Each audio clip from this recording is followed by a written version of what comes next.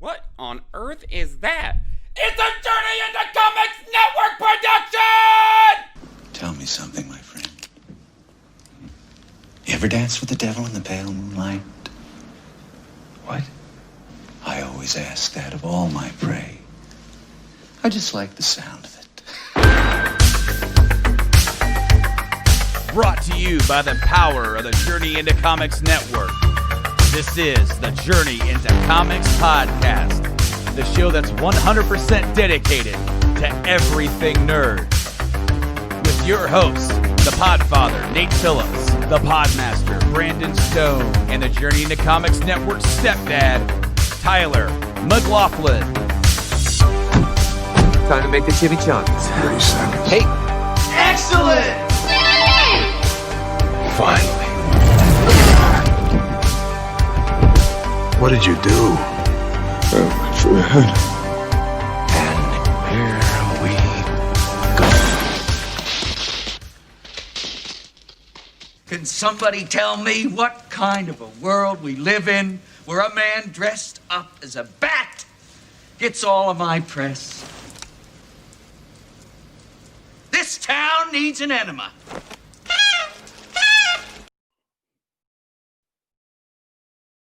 What's up, ladies and gentlemen? Welcome back to another episode of Journey into Comics. It's Journey into Comics 315. I am your host, Nate. Today, joining me, as always, he is the Bill S. Preston Esquire to my Ted Theodore Logan. Wow. Welcome back to the show yet again, Brando. How is it? Be excellent to each other. Station. Party You on, know what I'm dudes. saying? I am totally stationary right now. Oh, don't know I see about what you did there. No, we are recording this on Friday night, so if there's any major news that happened on Saturday and Sunday, we are not talking about that, obviously. But because it's like, getting in the evening, I'm going to try and ramp it up in my energy a little bit. I'm kind of running on empty. It's been a long day, trying day, as adults tend to have in 2020, so... It's hard enough living out in these streets like a real gangster in life. Like 2020, I don't know what I'm saying here, Brandon. No, you don't. But like You don't know what you're saying at all. 2020 is fucking bullshit. That's what I'm saying. It's been an absolute whirlwind of a year. Just a shit show.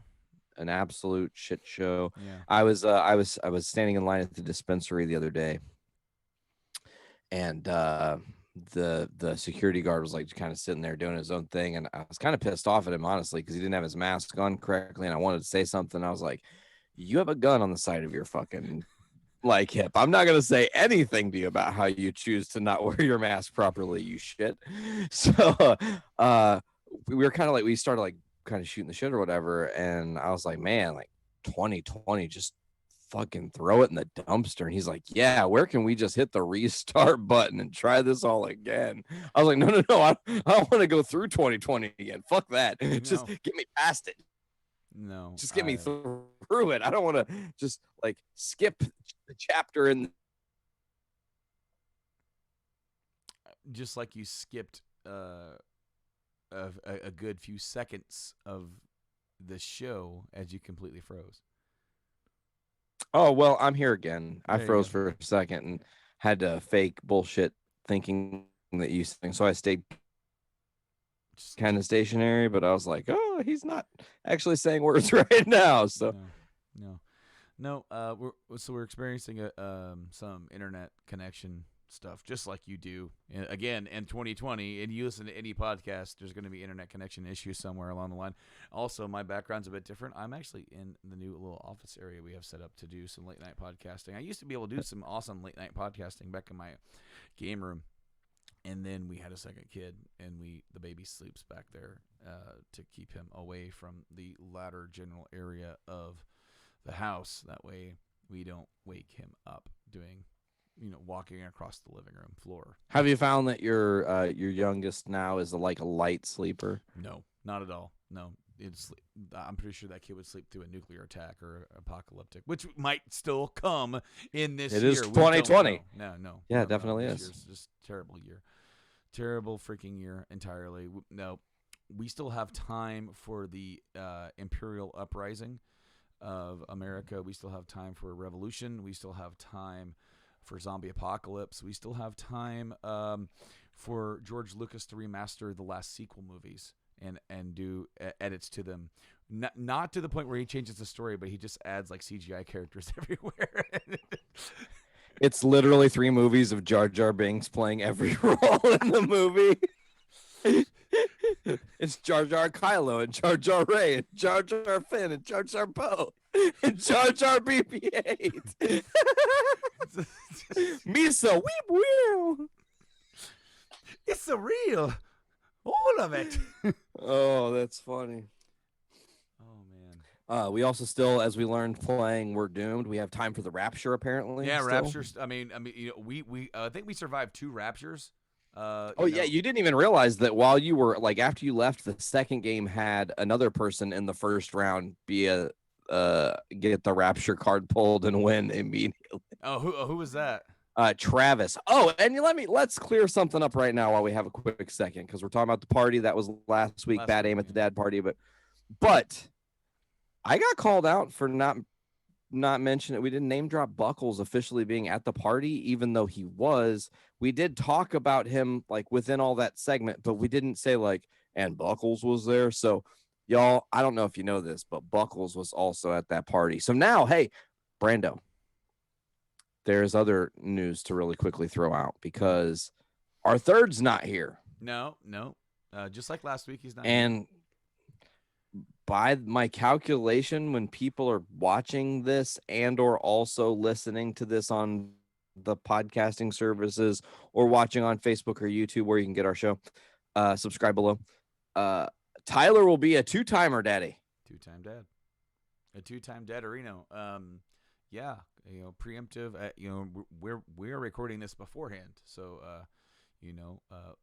all of our thoughts and our positive energy goes to a nice, swift, and positive experience for the delivery of the second baby, and we're hoping to hear updates tomorrow, and send our congratulations over there to the McLaughlin family. House McLaughlin gained another player. Yeah. Absolutely. That's what it is in my ways. I wonder what their family motto is. Did I, on my end, did you not hear me?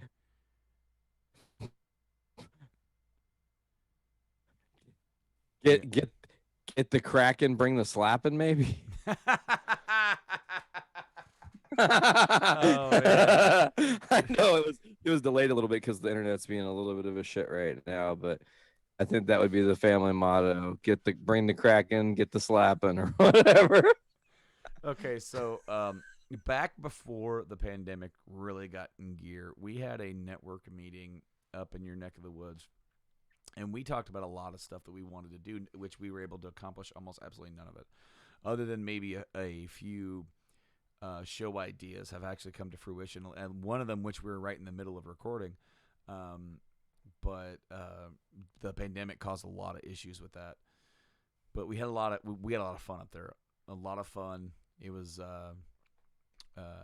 just, we recorded it, and there's a lot of information on there that like we're not gonna ever because that's just us talking about business, talking shop. But if we can ever do a compilation of crazy shit that was said, because I want to say one of the holiday bullshit episodes that we recorded that after we did that.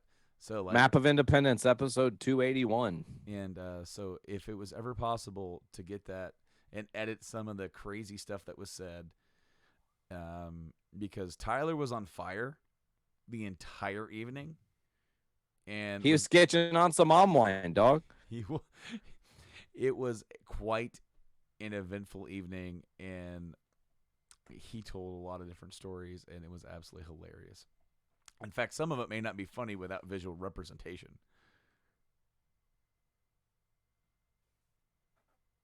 And now we're going to wait until the audio catches up to Nate.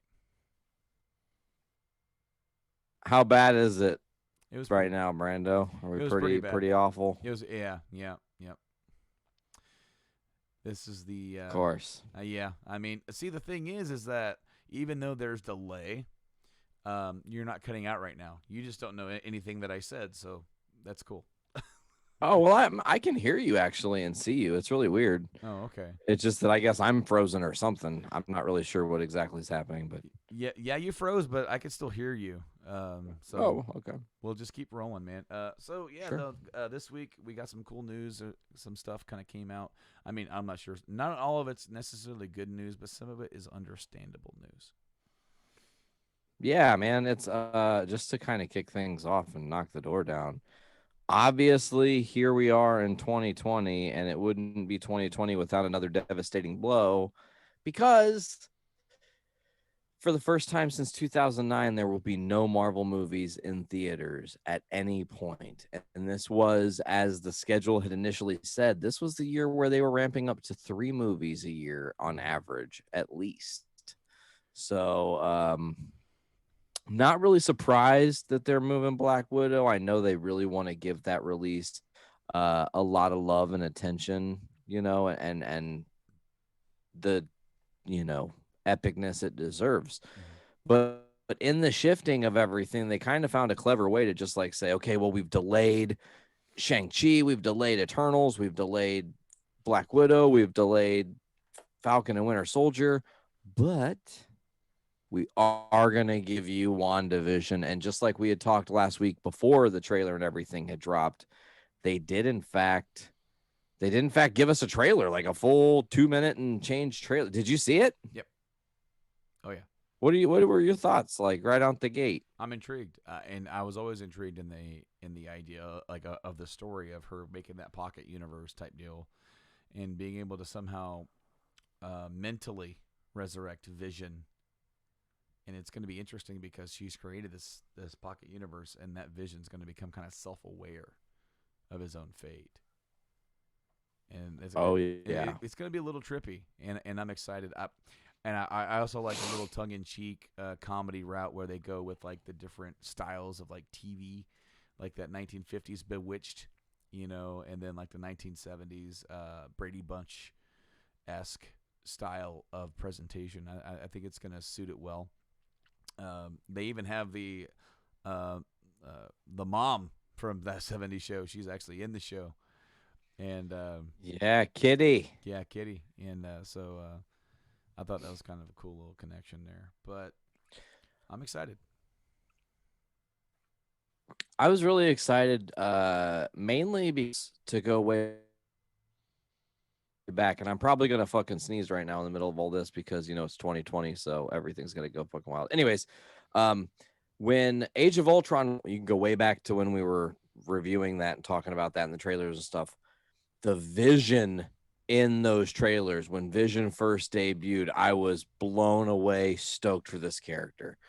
The arc they gave Vision was very brief and great, but also shocking and gave great impact to the story. To now give that character new life, let Paul Bettany reprise the role, say, hey, here's the deal. You're going to eventually at some point realize that you're not real in this story. And that's going to drive kind of the narrative of the whole story and what we're aiming for. It's huge. There were so many things packed into this trailer. In a 2-minute trailer, we got so many Easter eggs, references, subtle teases, seeing characters for the first time we've heard are a part of this that we've not yet seen that are already in the MCU. All in all, I was blown away. And there are just a couple little liner notes of things I want to talk about. I love that we get to see, and we've seen this before, Scarlet Witch in her OG witch, Scarlet Witch looking attire. Yeah. We also got the same thing as Vision. It's like a Halloween huge costume, oh right? my god. And it's like, oh, it's clever. It makes sense. It's funny. They're going trick-or-treating or whatnot, and I loved when they're all at the table in the 50s and like time kind of breaks because the guy keeps asking about the story and hitting the table demanding answers, and one thing that I want to talk about, Brando, and I don't know if you saw this or know about this, there almost certainly was a House of M Easter egg. Do you know about this? Mm-mm. Okay, so there's a scene, and I do encourage you guys to go back and watch, where a bottle of wine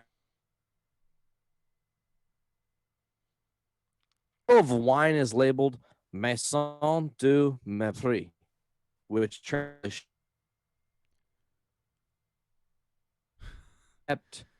and I'm probably glitching out like a fuck right now. Very badly. Very badly. I hate the internet. So the bottle of wine. Did was you floating. hear anything I said? No, the bottle of wine was floating and had what on it? Oh man, we're not gonna get the name of this bottle of wine. It's just not gonna happen. Not at all. This is fucking all. It's bad. Ugh. It just got real bad. Yeah, I don't know if something is going on. I don't know what's going on. It's pissing me off. But we carry on because that's Journey into Comics. That's what and we also, do. Since I'm now in the front office area, you might actually hear like really loud music in cars driving by, or sirens occasionally. So you might get thumping music of our existence and really loud sirens of our existence to go along with your train of our existence. So let me talk about this wine again, see if we can actually hear it this time. Can you hear me? For now. The wine is labeled Maison du Mépris, which translates to House of Contempt. But if you left house there and then du Mépris, it would be House of M, which is very, very subtle way to tie it in. I'm going to sneeze. Bless you, sir. Going off the screen. Omelette du fromage. The episode that what is it? The little toaster that could or whatever.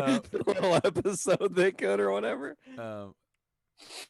What's that now? Brave Little Toaster. Brave Little Toaster. No. This is the... Okay, no, that was Dexter's Laboratory, where he was studying for his French test, and he had the record.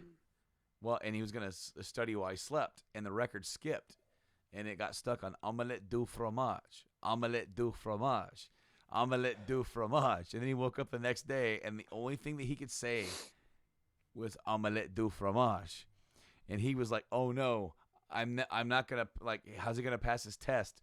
And he goes to school, and the first question is, like, for his French test is, so how do you say omelette with cheese? Omelette du fromage. And literally, the answer to everything is omelette du fromage. And it's like and Dee Dee's laughing hysterically. That's hilarious. Because she's like, that's all you can say. And she's like prancing around. Oh, you can say. Oh, you can say. And he's like, omelette du fromage. Omelette du. He says it with different inflections. He's happy. Omelette du fromage. And then he's like angry. Omelette du fromage.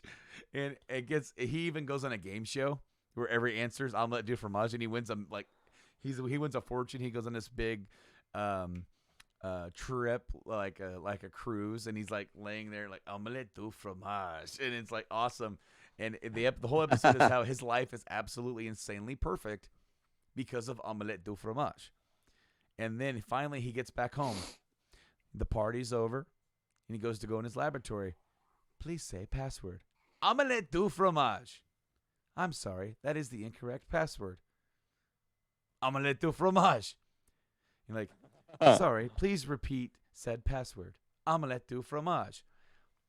Incorrect password. Repeat incorrect passwords. The lab will self-destruct in 10 seconds unless you say the correct password.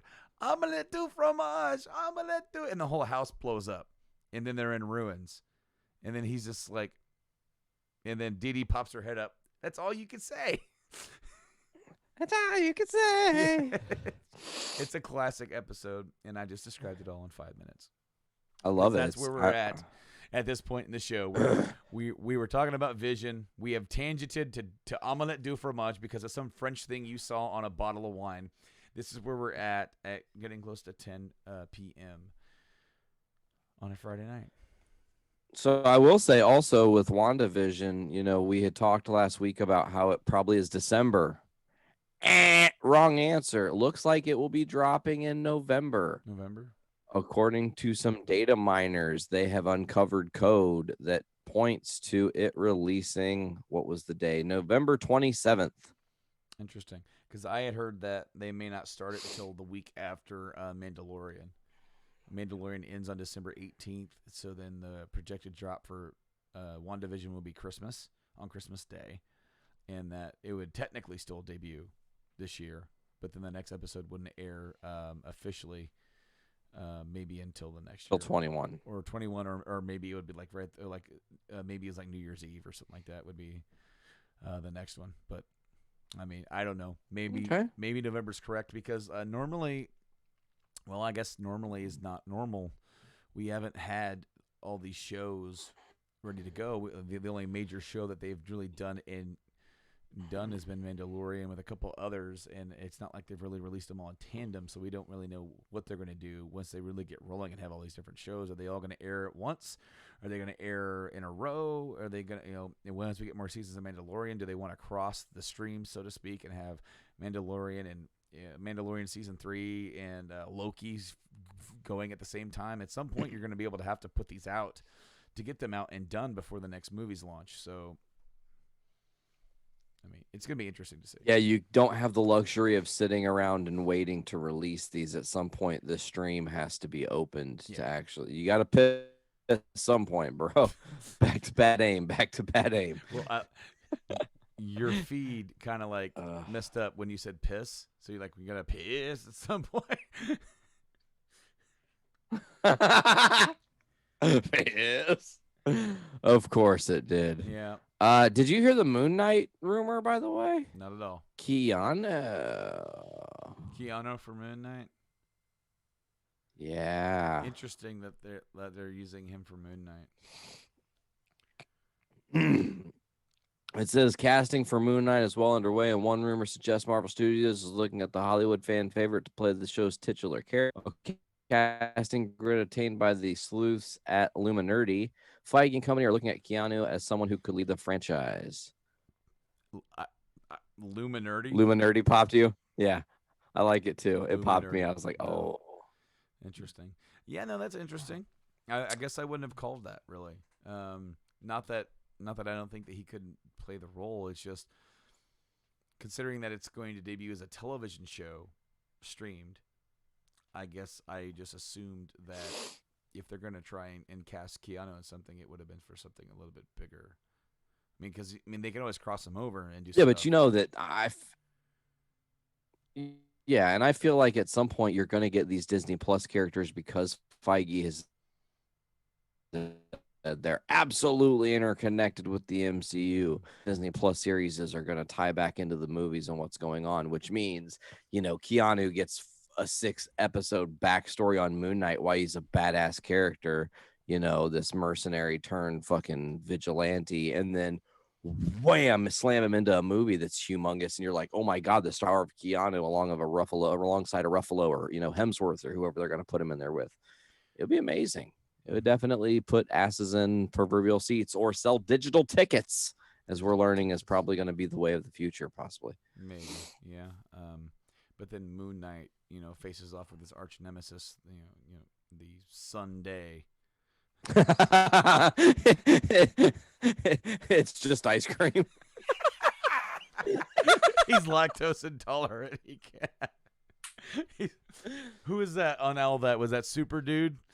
That was his kryptonite. He was lactose intolerant. Yeah. All his villains were there, like Yo Girl and the Milkman. Man, hilarious. So we're kind of just slamming through headlines and topics, just trying to get through the show because of the connection awful issues, internet drama. It's pretty bad. I gotta say. But Jonathan Majors kind of deflected. He was on Fallon Tonight Show. Mm-hmm. Jimmy's like, "Hey, so I heard a rumor you're gonna be playing." Hey, I heard a rumor. That you're gonna be playing King the Conqueror or whatever, and then he no sold it for a second. He's just like listening to the question, and he was like, you know what? I heard that rumor too, And I was like, what? Like he downplayed it like a true pro of Marvel would downplay the role and act like there's, a big nothing burger when it is official. A lot of times if comic book breaks the news 10 times out of 10, it's real. Like they wait absolutely till they know for sure it's going to be factual before they put it out.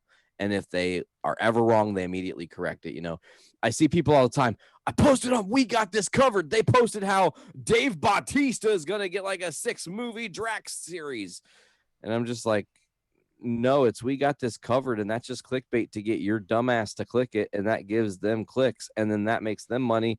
And you wasted your time reading a fake fucking article, you chode monkey. Like, ugh. Chode monkey. My God.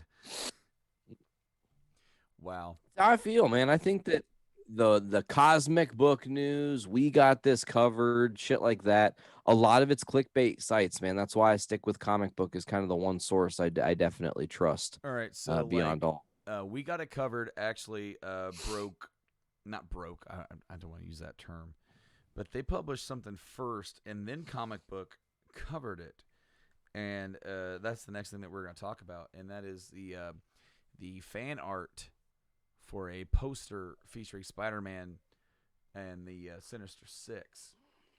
We got one more thing to cover before that, though. Oh, well, damn it. I'm trying to segue, and you're stopping my segue. I didn't mean to derail the segue. Well, you didn't know, to be fair. But say what again, motherfucker? You didn't know what? You didn't know where I actually saw the Sinister Six thing first, and it was on We Got It Covered. Or We Got This Covered, and then I saw it on comic book, and like. So it was a beautiful segue. I had to kind of chop the balls off of. You chopped the balls off of that segue completely. Yes. Chopping the balls off a segue is so the episode title. See, okay, so God. these are fun episode titles that we come up with, but you do realize it makes it so hard to come up with a thumbnail for chopping the balls off a segue. I already see it.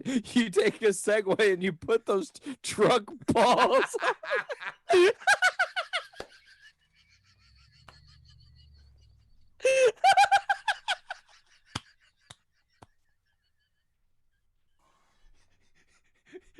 You've got the Segway with the truck nuts, and they're just dragging on the ground.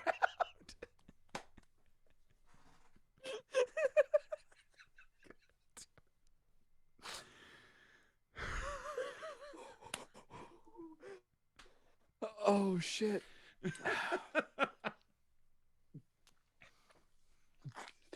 Okay, so the chopping off of the balls of the Segway, it was the greatest accident.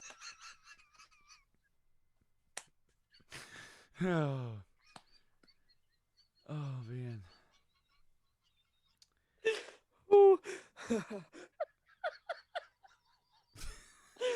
Oh, it got me. Okay. Oh. So anyways, quickly I thought you were about to tell me that We Got This Covered broke the Samuel L. Jackson news today. And I was like, they did? Oh, fuck. But no, they didn't. So apparently we are getting a Nick Fury Disney Plus series, Brando. Yep. I'm okay with this. As soon as I heard this news, do you know what immediately happened? It hit me in the head like, oh, what's the purpose of this? And this is to very intelligently fill the gap in, and actually in the best way possible, set up Secret Invasion exactly how it needs to be done. Because this is going to show us backstory of Fury. It's also going to show things happening through the MCU and like moments that we didn't see off screen where you don't need the Avengers. The Avengers are in Sokovia right now, kicking some ass, like you don't have to have them on screen. You know what I'm saying? Meanwhile, he's just at the water cooler. Just Exactly. But like, it will also be able to set up at some point them cleverly swapping Sam Jackson for a Skrull, and when that happened and why it happened and how it happened. Like, we'll get more secrets revealed ultimately. And as soon as I saw the news, I was like, oh, they're fucking brilliant. Like, I don't know if that was initially their plan to do a Nick Fury series, but that's going to put eyes on screens, Okay. I guess is No. how you say it in 2020, because you don't put asses in seats from it because it's a streaming series at home. I mean, you put the ass in the recliner. It's what I'm gonna I do. guess that's true. But as much as I love that idea, no, that completely works. I can see like a scene either during or before the first Avengers movie where he's at the water cooler, hanging out, and there's Coulson also at the water cooler, and he has his phone. He goes, hey, you want to what? Check this out. Do you want to know what they call a quarter pounder in France? And Fury just looks at him. He's like, apparently. And then you actually say it in French. A royale with she. A royale with cheese. He's like, and then Fury's like, no, I didn't know that. I only eat at Big Kahuna Burger, and he walks away. Ooh, I'd be all about it. I love the sick Pulp Fiction references. Jules Winfield, one of my favorites. I love Sam Jackson. I think this is great for him, an opportunity to continue to flex the muscle of Nick Fury. Mm-hmm. He is an amazing character who has had a pretty cool and totally unique story arc within the MCU. From his time stepping on screen initially, really setting the torch on fire, as it were, with his first appearance in Iron Man, and then everything that subsequently happened afterwards, him being snapped in the snapping, like amazing shock value moment that just like you aren't ready for it, even though it's a post-credit scene and it maybe doesn't have as much weight as if it was in the main movie. But him having the opportunity to really like flesh this out and do it, I'm really looking forward to whatever they bring us. I mean, it's really a no-brainer series to do. I mean, to be honest with you, I mean, it's easy. He's available. He's going to play Nick Fury for as many times as they call him. I mean, he loves playing the role. He's not tired of it. And he gets to play these. God, and what if we got a pure like old man Fury, like 20 years from now, he's still wanting to rock Fury, and he brings it out for like, you got these new young Avengers coming on, and apparently, we're at this ceremony to chop the balls off of a Segway, and God damn it, I'm sorry. It's all right. That's all I got for that. All right, man. Well, But yeah. Can I do the segue now? I'm gonna just like alley oop it like fucking D Wade used to do to LeBron. Just what? Okay. So, you mentioned we got this covered, and actually that's the place where I actually saw this fan poster that was made by an Instagram user named Jackson Caspers, and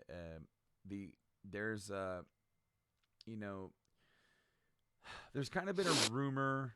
Now this is fan casting stuff. So like, it definitely was for we got this covered a clickbait deal, because unless you've been kind of like reading rumors or like like and all that kind of stuff, this is not anywhere near what's the next Spider-Man movie is going to be. But it is somewhere. We do know that Sony has always wanted to build up to a Sinister Six movie, which would be kind of like their version of the anti-Avengers kind of deal, where you have, instead of all these heroes coming together, all these villains to come together to face their big hero, Spider-Man. And I mean, how does that not, if you do it right, not print money? Yeah. Especially, and it's like a well done Suicide Squad, essentially, like that that concept, as it were. It's really, my nerd is going, and I need to like look this up, but I'm not sure if the Suicide Squad came first or the Sinister Six came first. So while you continue, okay.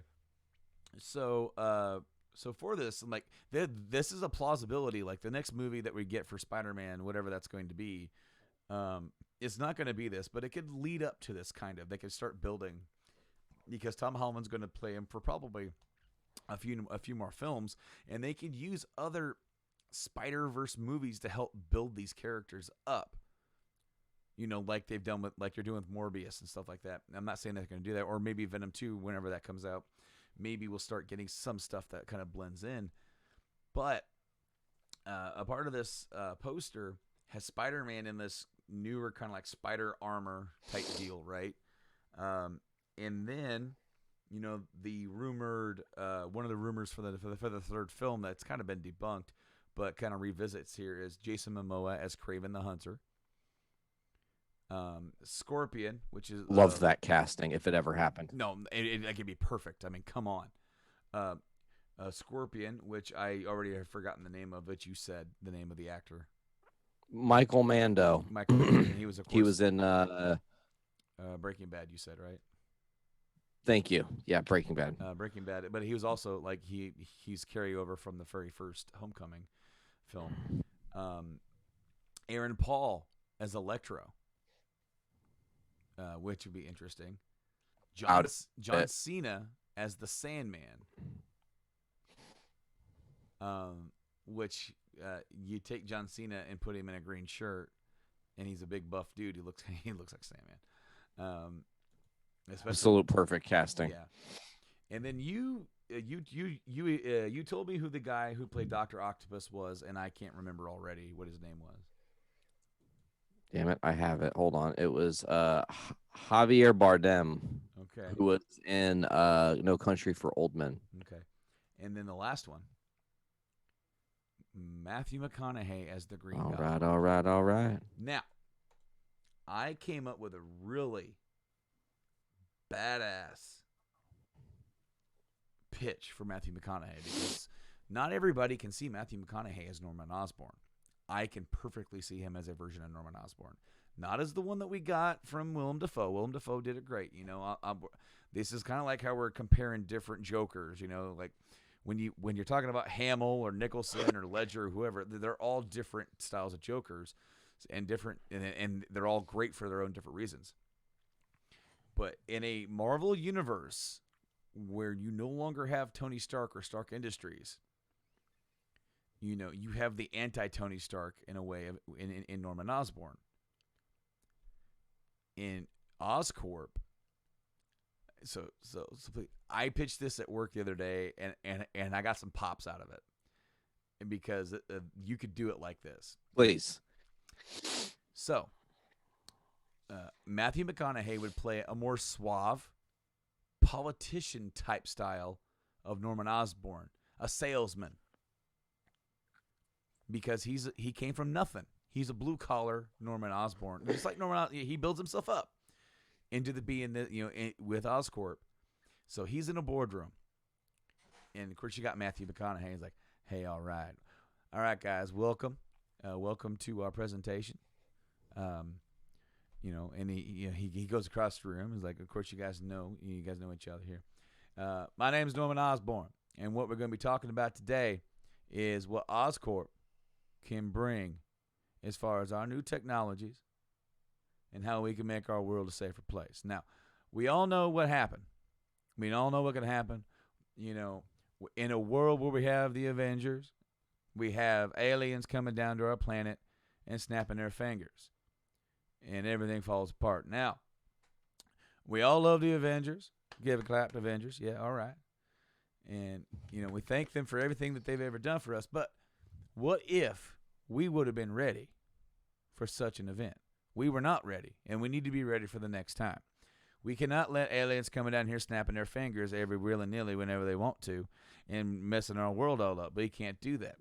But with the idea that we had for Captain America, we can do that for our armed forces. And we can have an army of Avengers ready to defend our country and our planet from aliens from other planets to come down here and snapping their fingers.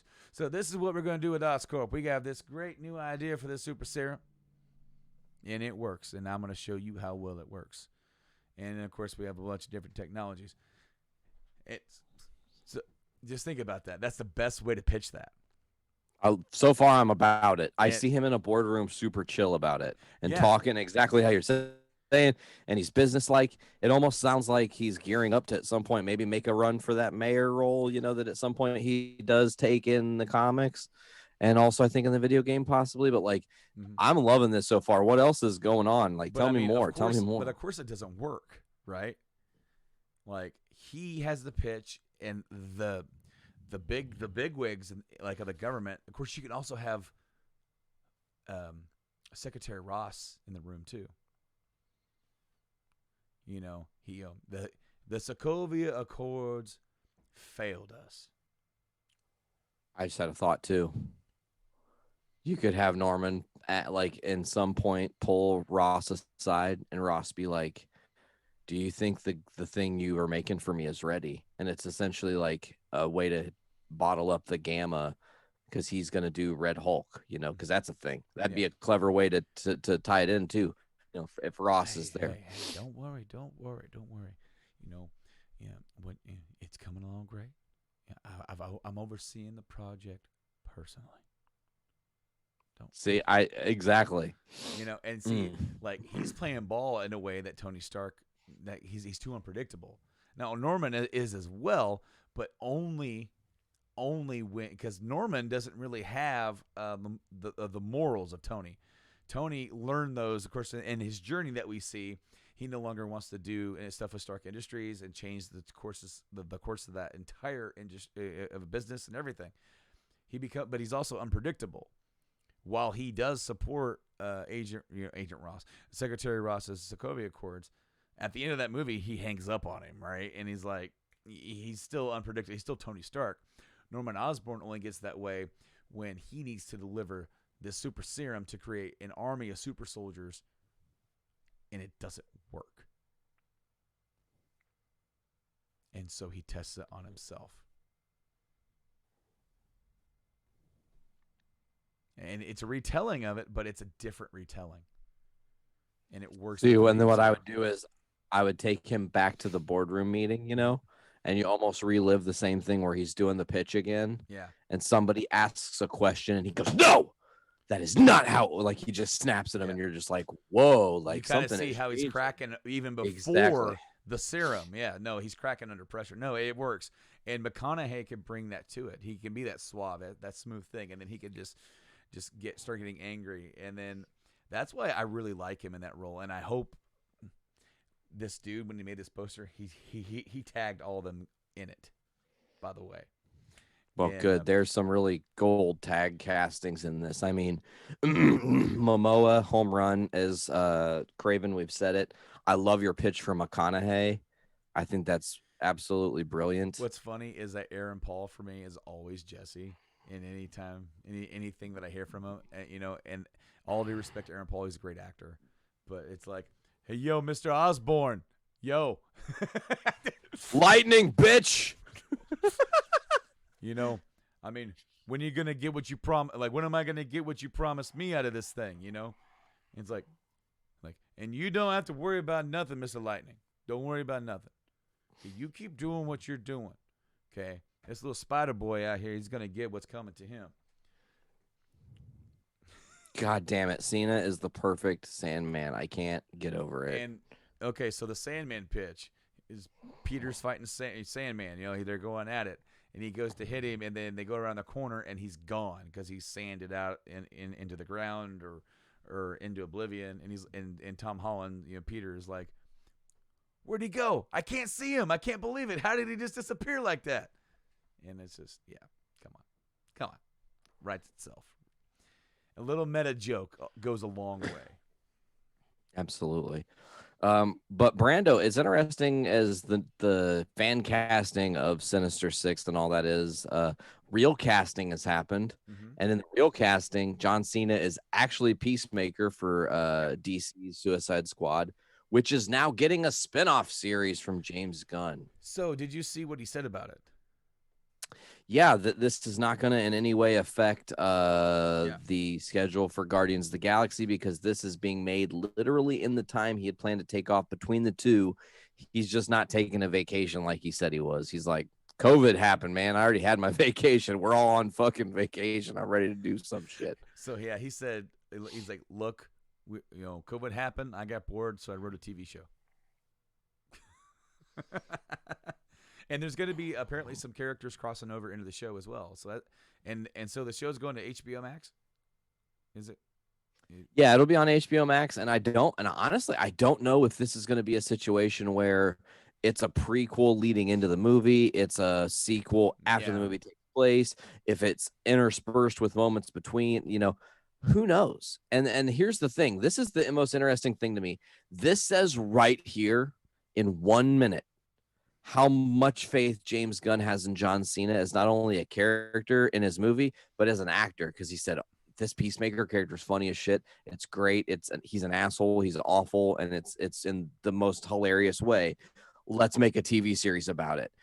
That says to me that John Cena, much like Dave Bautista, and here we are. Look, what is up with this? James Gunn is the king of like casting wrestlers and turning them into absolute gold. And we haven't even seen what Peacemaker is going to be like yet, but just knowing that they're decided to do this says to me enough about what is to come. The fact that he wrote a series around this character tells you that John Cena knocks us out of the park. Absolutely. Because why would you? And I'm sure that I feel like if Disney Plus would have existed when Guardians 1 and 2 was coming out, we would have had a Drax series. Oh my God. Well, I mean, and the thing is that Drax is great in the first one, but they really go overboard with his humor in the second movie, and then his stuff in Infinity War is just, I mean, Infinity War is technically Guardians 2.5 in a way. As well as Avengers 3. It's strange how it does that. Yeah. So, no, I'm super excited for Suicide Squad to come out because I didn't hate the first one.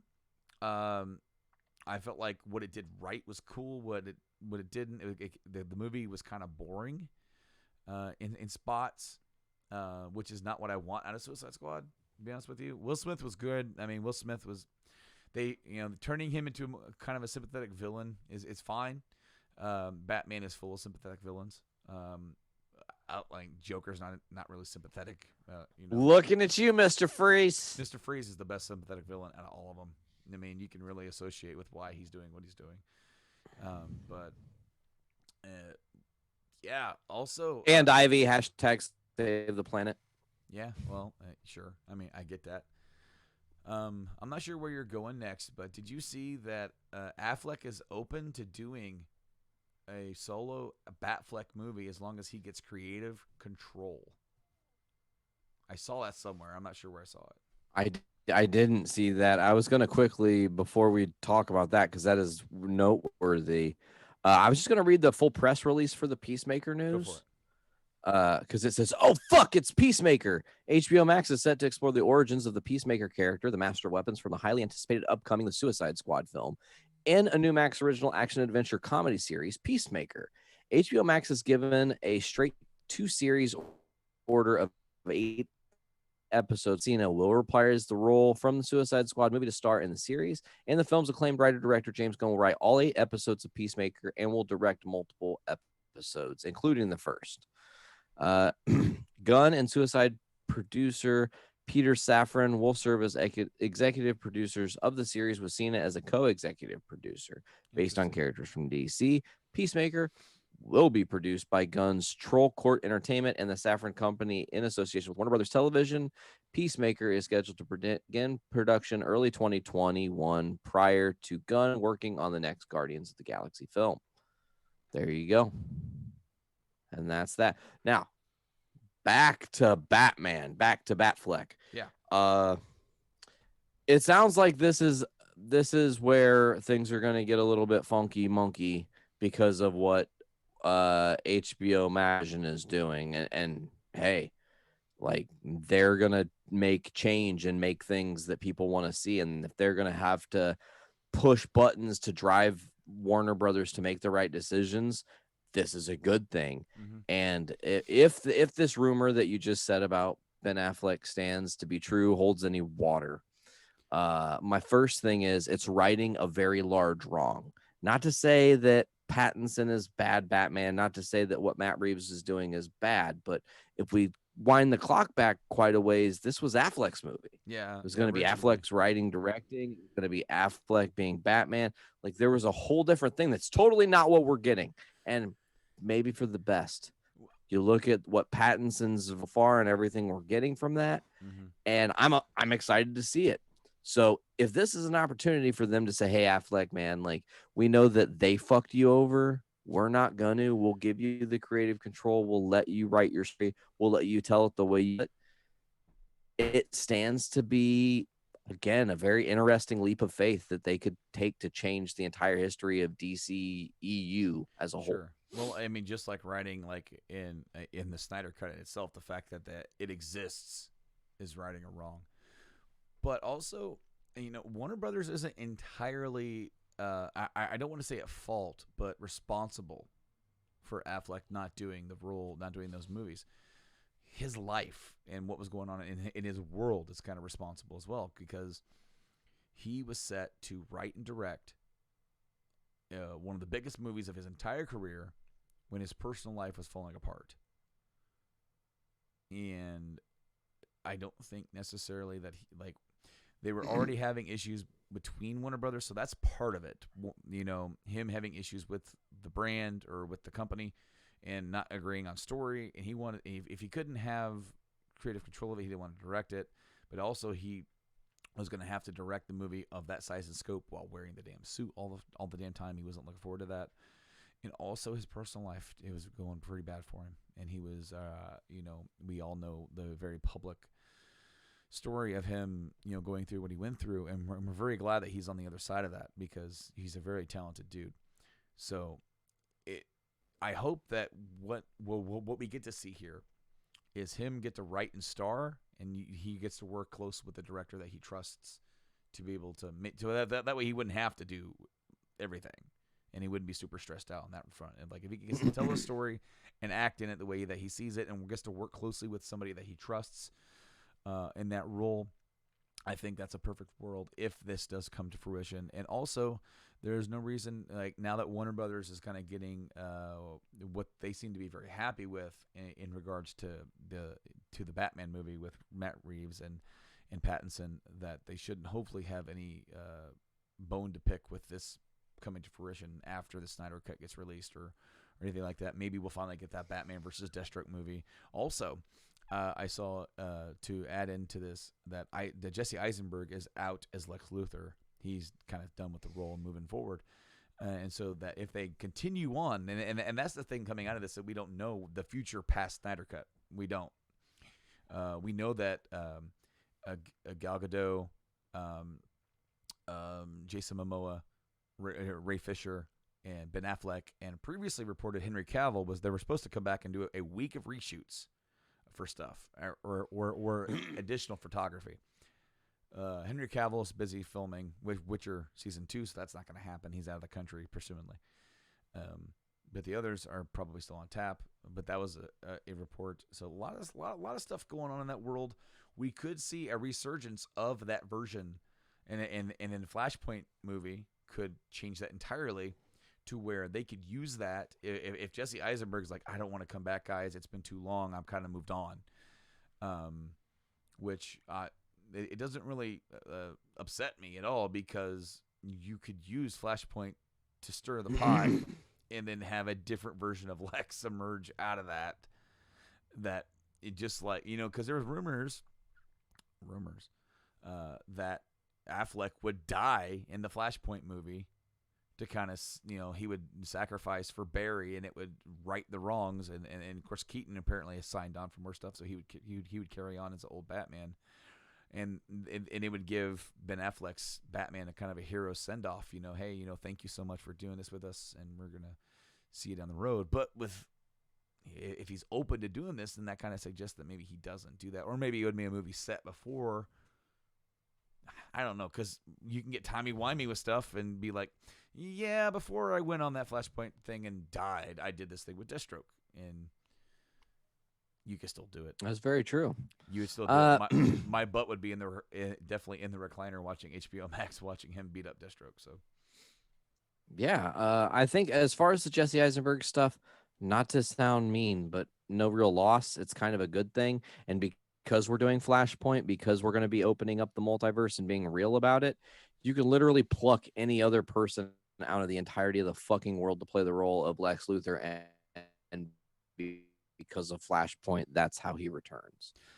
Well, I was Earth 36's Lex Luthor, and I Yeah. showed up here and fuck you, ruin everybody. Right. I You didn't know? hate Eisenberg's version of the character. I was intrigued, and I wanted to see more going forward. But if we're not going to get it, Joker all over again. kind of. Not But enough of him. But we got to see more of Lex than we did of the Joker character. And so, again, if That's true. and maybe Leto doesn't want to come back to that after being kind of burned. And then, of course, now there's the rumors that that the Ayer cut of Suicide Squad exists and is nearly completion, further along than what Zack Snyder's cut of Justice League is, and is only missing some. My eyes can't get any bigger.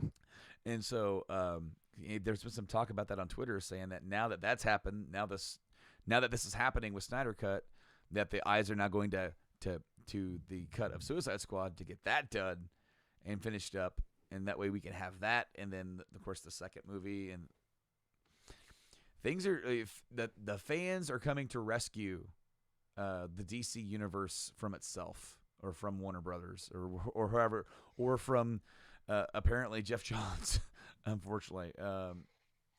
I'm glad you brought that up because there's more shit going on with Ray Fisher, man. Yeah.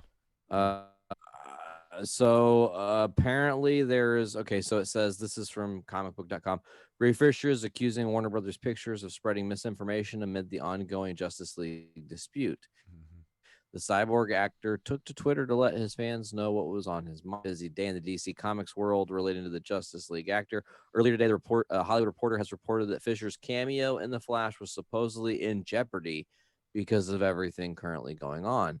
The cyborg star claimed that Warner Bros. Is holding him above his head in order for him to calm down about his claims of misconduct on the Justice League set as it relates to both Joss Whedon and Jeff Johns. This whole ordeal is spilled out onto the internet, where fans on both sides are battling it out about who is right and who is wrong. This is a direct quote from Ray Fisher's Twitter. This is what he tweeted at 9:25 p.m. on the 23rd of September. He says, it would appear that Warner Brothers Pictures, he with gigantic fucking balls tagged them, it would appear that Warner Brothers Pictures has gone from giving libelous official statements to one media outlet to becoming a quote unquote source of purposeful misinformation to another. The people are on to you. The investigation is coming. Casting aspersions on me will not change that. Accountability over entertainment. Ray Fisher. Whoa. I feel like this is a very crazy situation where Warner Brothers itself really doesn't want this information to come out.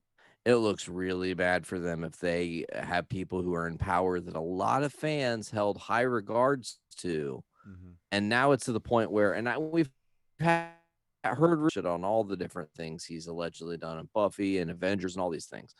But now it's being met with a face that's saying, hey, you fucked me and I'm not okay with how you did it. So I'm coming for your jobs. I'm coming for your ass. And it's unfortunate that he has to be this way.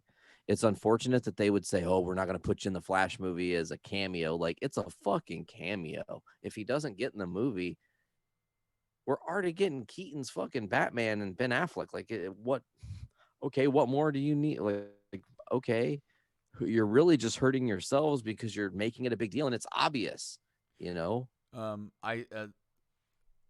Similar story to the Spider-Man one with the fan poster. Somebody did a fan poster of Ezra Miller Flash, Michael Keaton Batman, and Brandon Routh Superman. Now that's not. I don't know if he's tied to it. They were just like, hey, it would be cool to see him back on the big screen since he got to come and be on the CW verse and do that stuff there, to give another shot there, to give another nod to him as Superman. And since is that on comic book? I didn't see that on comic book. That was on We Got This Covered, because I get those sponsored ads on Facebook all the time with clickbait stuff. But again, like, I take a lot of that stuff with a grain of salt. Even stuff on comicbook.com itself, because while they are a pretty well reputable news source, and a lot of their stuff is pretty legit, some of the stuff is still like if it's not confirmed, you have to take it with kind of a grain of salt and then wait till it does get confirmed. But I don't know what else. I found it. Oh, Yay! it looks pretty cool, doesn't it? It's loading, Yeah, so I can't tell you yet. Of course it is. Ooh, wow, that's cool. So they have the Kingdom Come, Brandon Routh, Superman from DC's Crisis on Infinite Earths. Man, that's some really good Photoshop work. It is, isn't it? To get Keaton next to Ezra. I mean, I will say that Routh looks a little out of place, but Keaton and Ezra look tandemly perfect next to each other. I really hope that they have a totally better suit for him in the next movie. I know they've teased it, but like that weird fucking Injustice suit they gave him is not. Nope. Okay, so me personally, I want to see Keaton in his old suit, even though it looks absolutely like doesn't look up to par with what's going on today. That's the nerd in me that wants to see the old 89. It'd be funny though, because he'd be like, "Wow, I am totally out of place with this rubber. I can't move my neck." I think it'd be funny if I like pulled a joke. It's like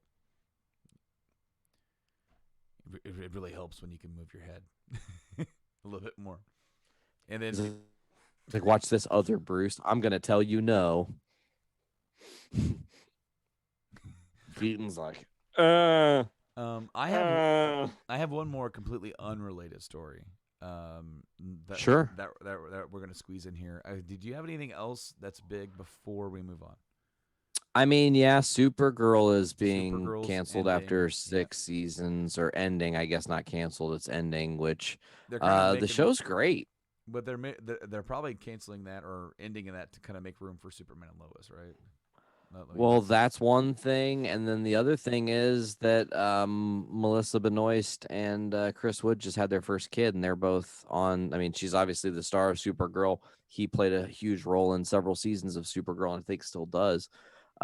So yeah, it sucks. It makes sense. The thing that really hurts more than anything is the fact that it's going to affect like the Flash, because Barry and Kara's relationship on the CW honestly is like one of my favorite things, and everything they've done with those two characters and all the crossovers. The first season of Supergirl, they had the Fastest Man Alive episode where Flash was on CBS television, and that was amazing. You never thought it would happen. And then you had the second season the third season or second season of Flash. Supergirl appears in a fucking episode that's a whole musical. Like, those two's bond has been amazing. So that's going to be hard to lose, but it does open up the universe now for new. And it kind of becomes Barry's universe, where Barry Allen becomes the centerpiece because Arrow, Oliver Queen is gone. Now you've got Kara Zor-El, also Supergirl, gone. So it's Barry's world, and all these new guys can come in and kind of fill up the void. I just hope some of the like amazing character actors who are in Supergirl can find a clever way to maintain being a part of some of the shows or one of the show, so that their roles aren't completely written off, because there's some amazing actors that are on that show that deserve to continue to shine, even if the series itself is ending. Cool. That's it. That's it. Okay. So this story goes back 2 years ago. Sure. 2018. An actor, a voice actor by the name of Robin Atkin Downs. Do you know who he is? Okay. Do you know who he is at all? I've heard the name, but I can't place which voices he's done. Probably several. In this case, he played Kazuhira Miller in Peace Walker, Metal Gear Solid, and Metal Gear Solid 5. Okay. He put out on Twitter, October 16, 2018, and tagged David Hayter. Said, "I have a serious mission for you, Snake. Please message me, Kaz." Okay. Shortly after that, actually the day before that, Chris Zimmerman, who was the voice director, producer for the Metal Gear Solid series, tweeted, "New exciting stuff on the horizon. Stay tuned." course, she was also formerly married to Patrick Zimmerman, who played Revolver Ocelot in that series. Yeah. After that, Robin Atkin Downs and Chris Zimmerman were having lunch together. And they name dropped Paul Lighting, who played Colonel Campbell. And with Robin Atkin Downs making a lot of like jokes about like, you know, innuendos about Metal Gear, blah, blah, blah, you know. And then someone said after that little, you know, tweet of Robin Atkin Downs, he tweeted out a story that says, he tagged David Hayter, "Great story, Snakes. What happens to us now?" Talking about, it was an article with David Hayter about how I became a Solid Snake. And somebody then tweeted at Robin Atkin Downs, like, "What are you all plotting over there?" You know, with all this news. Yes. And then Robin Atkin Downs says, "Missions take time to plan. Hashtag stay tuned." And then on the 18th of October, David Hayter replies to Robin Atkin Downs, "Kaz, message received, emoji snake," with the gif of Al Pacino from Godfather Part 3. "Just when I thought I was out, they pulled me back in." I think I know where you're going with this because I heard the news, but continue. And then after that, radio silence. Full-blown radio silence. For 2 years. Until just the other day. The other day. The rumors are there is a full, complete remake of the original Metal Gear Solid from the PS1, supposedly coming to be announced to be a console exclusive for the PS5 and also PC. And the fact that this was 2 years ago, them kind of talking tongue-in-cheek about it and then didn't say anything else about it after that, that could coincide with them getting the cast together, getting people together, and getting people on board to play the voices for this remake of doing the original game again, revisiting it like almost 20-something years later. Actually, more than 20 years later. And being able to re-envision it, really. Yes, because, you know, Twin Snakes was a remake on the GameCube, which was really Metal Gear Solid in the Metal Gear Solid 2 engine. Yeah. Yep. And David Hayter took a pay cut to bring back the entire cast of the original game.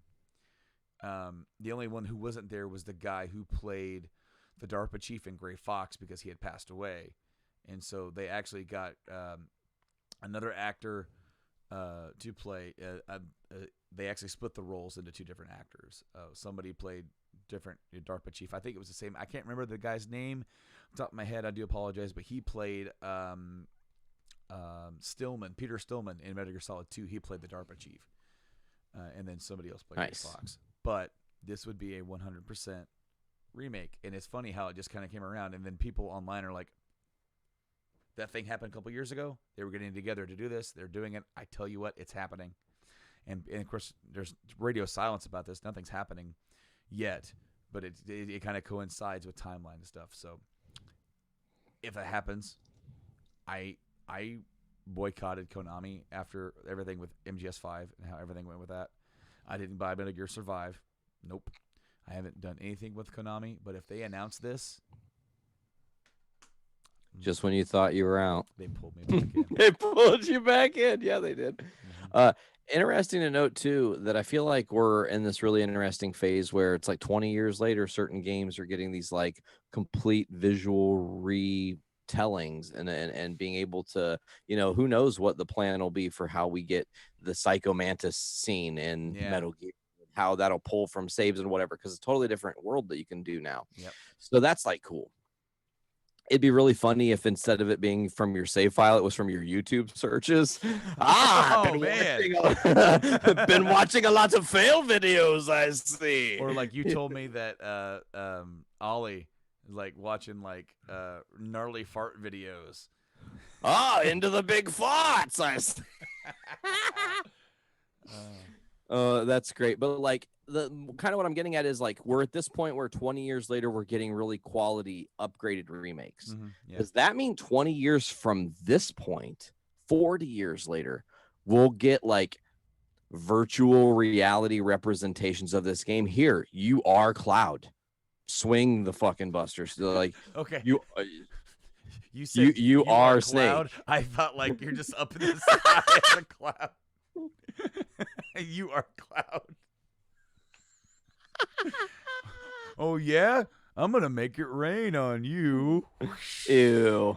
Yeah, that kind of. Ew. R. Kelly and Trump like that joke. Oh yeah, I bet they do. Man, we just cut the balls off that segue too, didn't we? Oh yeah, we did.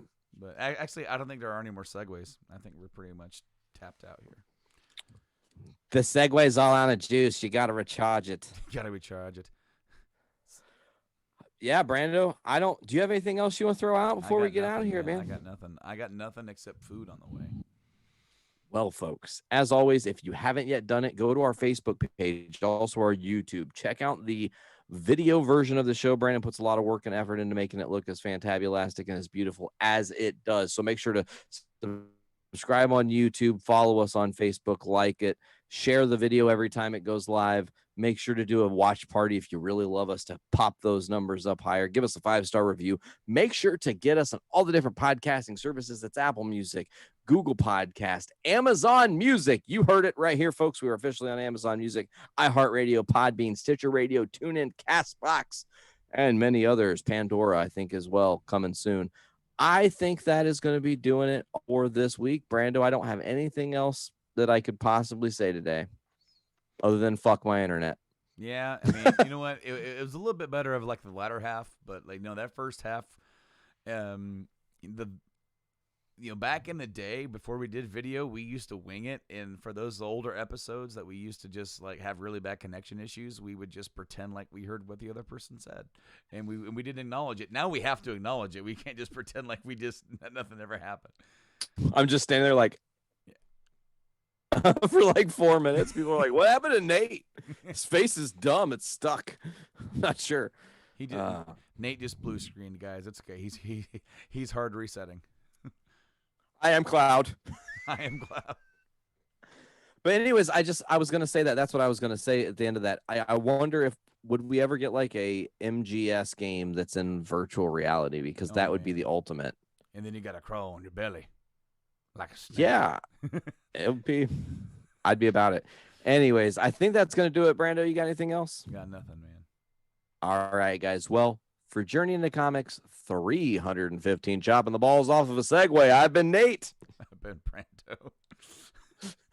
As always, pop your caps back and fill your brains with shit. Later, guys.